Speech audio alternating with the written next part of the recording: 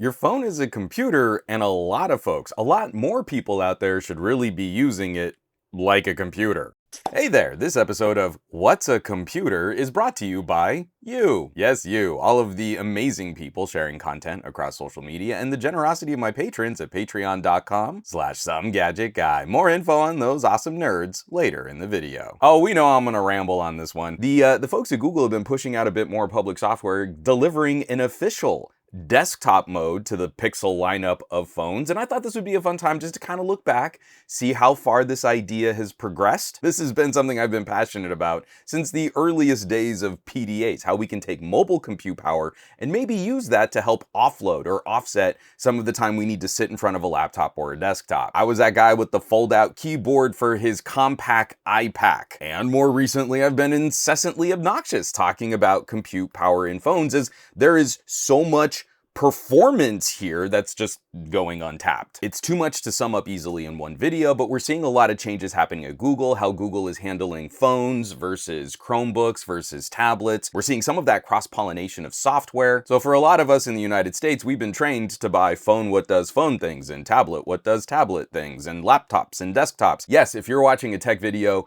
maybe you have more specific concerns on hardware and software, but then you see the vast majority of people who can switch from a MacBook to a Windows machine to a Chromebook because so much of their work is being done in browsers these days. And even then, a good premium smartphone is ridiculous performance overkill for those needs. But I really wanted to highlight this. This is the Google phone. This is the Pixel 10 Pro XL. So it's as close to an idea of what a stock Android interface would look like when you plug it into another TV. Here we go, like 6 or 7 years back. Nerds like me were getting really excited because a lot of phones were starting to include easier support, better support for video output. Some of these brands really started taking that capability more seriously. Like this is my BlackBerry Key 2. It's got a mid-ranger processor, a 600 series Snapdragon, but I can plug this into an external display and get video out. Kind of a fun feature for someone who might want to run a presentation from their phone. They've got the PowerPoint, they could go directly from this. At that time, there was only this cursory example in the developer options on our Android phones for a basic blank canvas of a desktop mode. So then companies like Huawei and Honor started doing their own work on top of that to bring a more full-fledged computer-like desktop windowed environment. There were some vague rumors about Samsung working on something similar. I don't know if anything like that ever came to pass. I mean, who even talks about Samsung stuff these days? This experience was really different than what Android supplied on its own. There was a lot of custom work being done here. But there was one company that took that really basic Android background and just tried to polish it up a little bit. I'm of course referencing LG. LG had a desktop mode they called Screen Plus. It wasn't as full-featured, it wasn't as polished as what Samsung and Huawei were doing at the time. Definitely still had a lot of the same quirks as that bare-bones Android desktop mode, but they polished it up a little and it was a lot more usable than just any other Android phone with video out. As LG was kind of wrapping up their run in smartphones, this is the LG Velvet from 2020. This is a mid-ranger phone. This isn't one of their premium tier devices. I think this is the closest we got to what that Android desktop mode could have been about 6 years ago. All right, so I'm taking both of these phones. I like to do a lot of my testing using a NextDock. It's a company that makes just sort of an empty clamshell laptop USB hub. It's got a screen and a battery and USB ports and audio and speakers. You plug a phone into that and your phone becomes the brain of the laptop. But I also wanted to get some high quality screen recordings of what this looks like, so I plugged each phone into my Atomus Ninja. So I wasn't connected directly to the NextDock. I had to use one of these. This is a very inexpensive laptop hub. You plug this into the phone and it gives you all the ports that are missing from a proper computer. But here's the funny thing, that Ninja recorder is expecting a 4K signal. When I plug it into another computer, it shows up as a 4K monitor. Now, this is gonna look really stupid, but this is a big point. This is a big upgrade for the Android basic desktop mode. I plugged my Pixel into that recorder and the Pixel recognized it as a 4K monitor. So this doesn't look great. We can see the scaling isn't really what most folks would want to use, but monitor awareness, resolution and aspect ratio awareness is critical to making this experience better. The Pixel correctly sees the size, resolution, and dimensions of that monitor and says, Okay, generate a signal that's going to fill that whole space. This is so wild to me that I'm talking about a 6-year time difference here, but it's one of the critical upgrades that we've gotten over 6 years. Now, the next major upgrade is how we navigate this user interface, and this is so much cleaner for the ability to split windows. Looking a bit more like what we got in Windows 10, the ability to kind of snap a window to half screen. If you've got two windows side by side, how you can change the percentage of each window on your desktop. And then the one I love so much is the ability to create alternate desktops.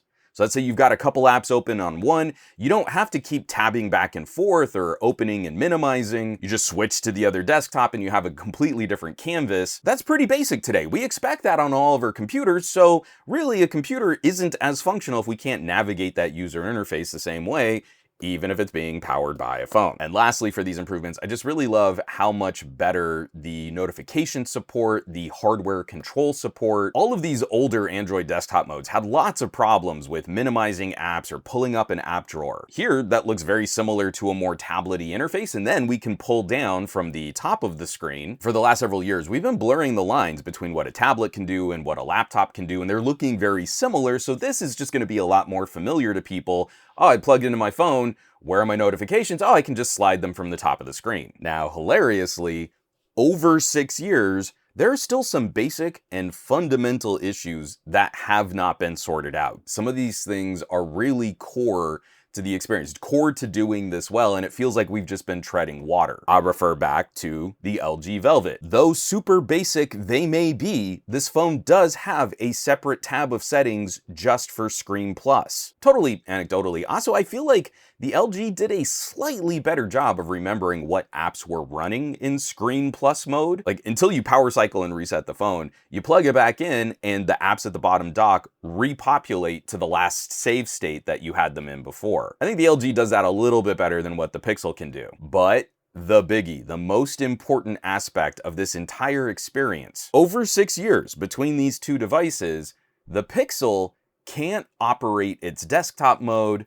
with the phone screen off. That might not sound like a huge deal to you, but you plug in your phone, it is powering another display, so obviously you're focusing on the other display for that moment of work. You don't need your phone screen cooking the entire time, just statically left on whatever last app or home screen you might be on. It's a thing that you could kind of manage. Like, there are apps that'll just put up a pure blank screen, or you can drop the brightness on your own, but that's a pain. There should be a separate screen timeout for the phone versus the monitor you're connected to. And LG had that 6 years ago on a mid-ranger with their basic Screen Plus desktop mode. Set your screen timeout to like 30 seconds, let the screen just kind of fade, and then you can set a separate screen timeout for the monitor you're connected to. But over these 6 years, I will give phones in general one important hardware evolution, especially on our more premium devices. Not unique to the Pixel, but a lot of our phones now include some kind of safety or bypass charging. If the charge capacity is at 80%, I don't want it to keep trickle charging while I'm running the phone harder to power that desktop environment. Should help run the phone cooler, and then when I unplug, I haven't sacrificed phone battery life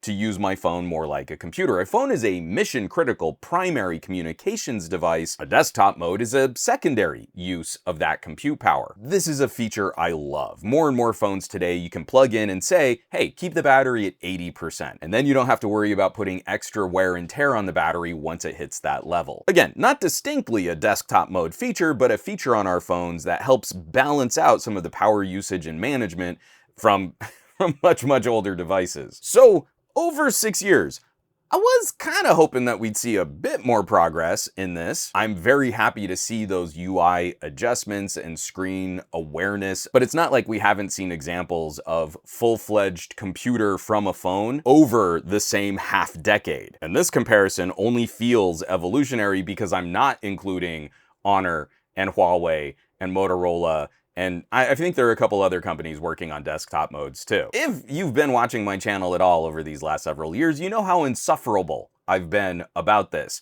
Compute power is compute power, and the shape of the computer really doesn't matter that much today. We've got chips in our phones now that are directly comparable in performance against a huge swath of the laptops that are out in operation today. Not the most expensive, powerful HEDT gaming workstation devices that get the most traffic on YouTube. I'm saying this phone here is 6 years old and it could probably still hang with my daughter's school laptop. And we've been letting tech influencers kind of squash that conversation because, you know, maybe Apple isn't interested in doing it. Oh, but wait, now Apple is putting a phone-style chip in a laptop, and I guarantee you it's gonna be the coolest thing since sliced bread, guys. Windows is cooked, y'all. Apple has an inexpensive MacBook, and they always could have added that experience to iPads and iPhones. There's literally no reason your iPhone couldn't replicate that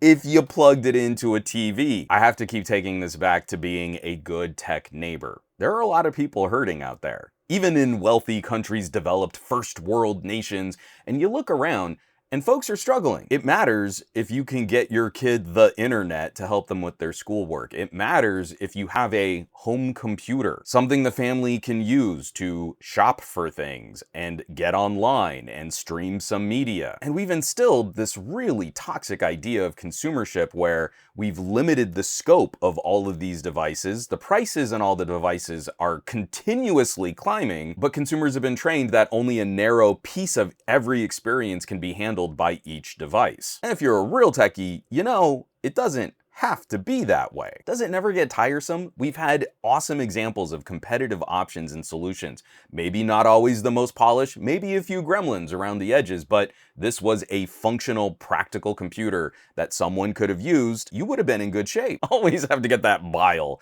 out of my system whenever we talk about this. I've been fascinated by this reluctance, this apathy, and this sort of proud ignorance over the ability to do more with our pocket computers. The nice thing is though, where for the last 5 years I've been ranting and railing about being in a holding pattern, we're starting to see just a few little baby steps that are moving us forward. This is progress. This is moving Android forward, and hopefully other manufacturers take advantage of some of this capability and start including it on their own devices too. I'm looking at you, Vivo and Xiaomi and Oppo. What do you have to fear if you can kind of displace some laptop sales? Get out there, make your devices more competitive. It would be nice. Right on the cusp of some moves that could be pretty big. Phones that can just boot up Windows and the experience is not terrible. Windows on ARM has been awesome. We're about to see another generation of ARM chips coming to laptops. There are a ton of PC games that are playing really well from your phone because for a lot of people, their phone is probably the most powerful computer they own. So yeah, whenever this comes up, I know I'm gonna ramble way more than what my script is telling me that I need to talk about. So if you've even made it this far, thanks so much for watching. I really do appreciate it. I like kind of getting into the philosophy of these different devices, and I'm still that nerd. I still feel like we could displace and disrupt and do so much more for less money, and I still can't fathom why that's not a more exciting topic for consumers. While we all know that tech influencers just have to wait until Apple invents something cool and then everybody else can participate, that's not the future I want to live in. So, the folks who get to see the results of my testing, and maybe they get early access to videos like these,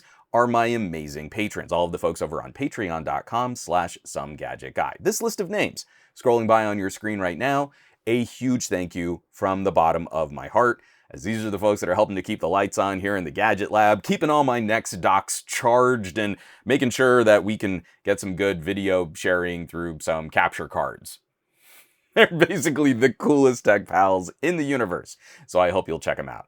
I hope you'll consider joining the community at patreon.com/SomeGadgetGuy. Now, you know where you can find me around the rest of the internet, at SomeGadgetGuy, basically everywhere, but these days, trying to spend a bit more time on the Mastodons, a little less so on the Facebooks and Threads and Instagrams. I am having some fun on the Dig, but none at all on that dumpster fire site, and I will catch you all on the next video.